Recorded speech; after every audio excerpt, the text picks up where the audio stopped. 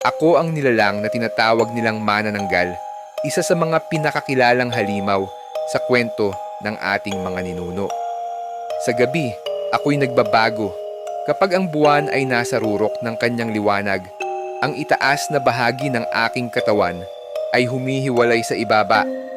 Ang aking mga pakpak na tulad ng paniki ay bumabalot sa akin, nagbibigay ng kalayaan upang maglayag sa madilim na himpapawid. Sinasabi nilang ako'y isang halimaw, ngunit hindi nila naiintindihan ang aking kalikasan. Bawat gabi, hinahanap ko ang aking biktima, karaniwang mga natutulog na tao o mga buntis. Sila ang nagbibigay sa akin ng lakas na patuloy na mabuhay. Ang aking dila ay mahaba at matalim, kayang abutin ang sinapupunan upang makuha ang sanggol na laman. Hindi ito simpleng gutom, ito'y sumpa na kailangang tanggapin. Bago ako magbago, hinahaplos ko ang isang mahiwagang langis sa aking balat.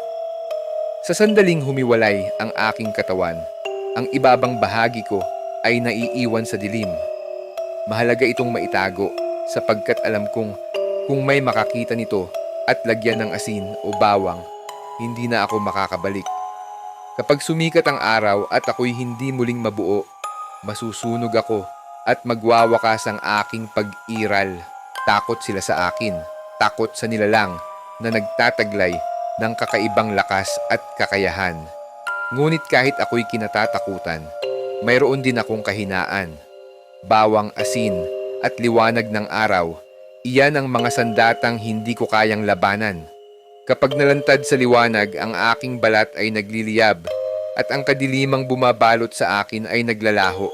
Sa kabila ng lahat, ako'y bahagi ng inyong kwento, isang anino sa inyong kasaysayan, ang mga kwentong nagbabala sa mga bata na huwag magpagabi o nagsilbing paalala na mag-ingat sa kung sino ang pinagkakatiwalaan ay naging bahagi ng aking pag-iral.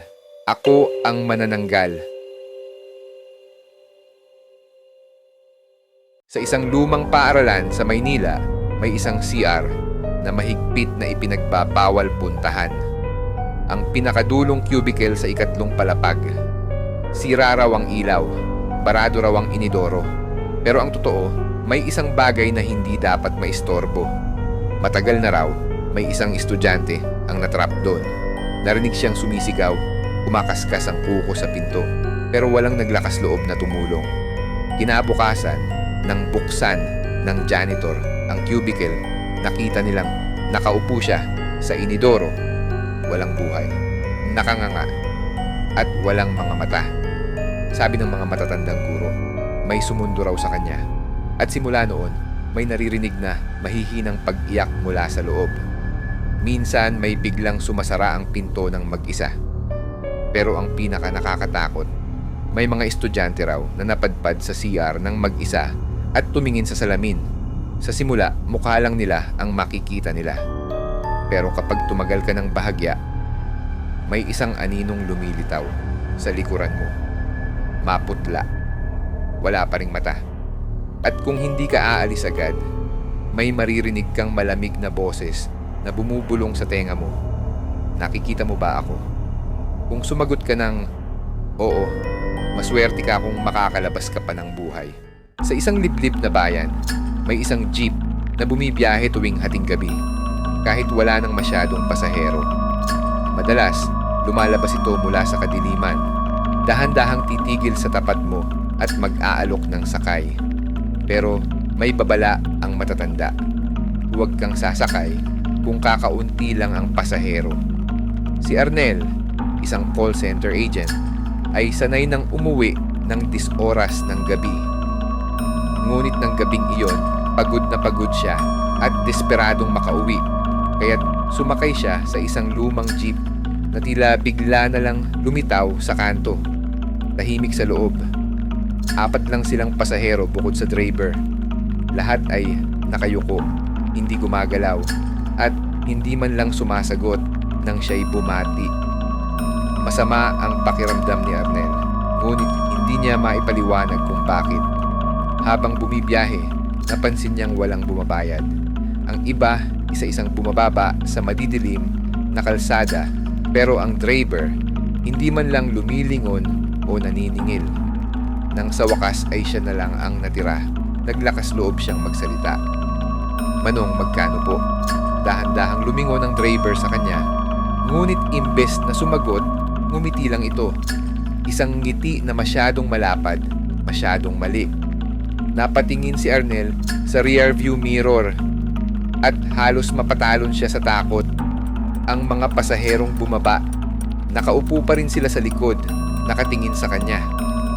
At sa pagkakataong ito, wala na silang mukha. Napabalikwas si Arnel at dali-daling pinara ang jeep. Tumalon siya pababa, nanginginig habang pinagmamasdan ng sasakyan. Ngunit nang umandar ito, nakita niyang wala ng ibang laman. Tanging ang driver na lang, nakangiti pa rin. "Bakit ka bumaba?" tanong nito sa malamig na tinig. Napansin ni Arnel ang mata nito sa salamin, itim na itim, tila isang malalim na hukay. "Sana hindi mo sila nakita." Umusok ang tambutso ng jeep at tuluyang naglaho sa kalsada. Kinabukasan, ikinuwento ni Arnel ang nangyari sa kanyang kasamahan.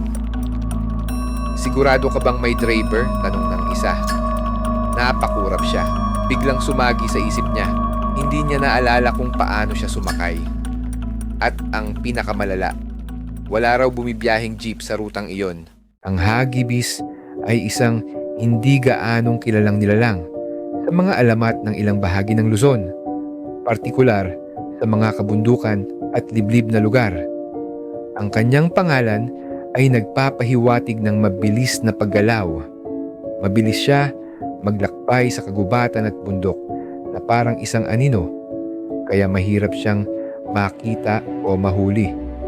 Ayon sa alamat, siya ay hindi lamang isang malupit na halimaw, kundi isa ring tagapagbantay ng kalikasan.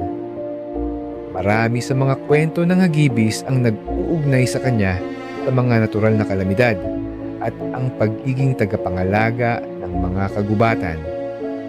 Sinasabing siya ay may kakayahang magmukhang isang maganda at kaakit-akit na nilalang sa unang tingin, ngunit may mga kakaibang aspeto sa kanyang presensya na nagsasabing may masamang intensyon.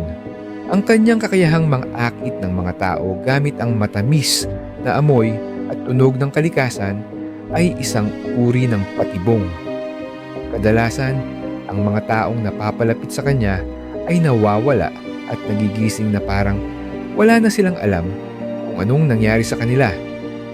Marami ring kwento na nagsasabing ang mga tao na naglalakad sa kagubatan at nakatagpo kay Hagibis ay nagiging hindi matatagpuan sa ilang araw, at kapag nakabalik sila sa kanilang komunidad, tila may mga pagbabago sa kanila. Wala na silang kabatiran sa nangyaring mga araw na nawawala sila, at minsan may mga hindi maiwasang mga kabiguan sa kalusugan o kaligayahan pagkatapos ng karanasang iyon. Ang Hagibis ay madalas ituring na isang nilalang na naglalaman ng aral tungkol sa paggalang at pagpapahalaga sa kalikasan.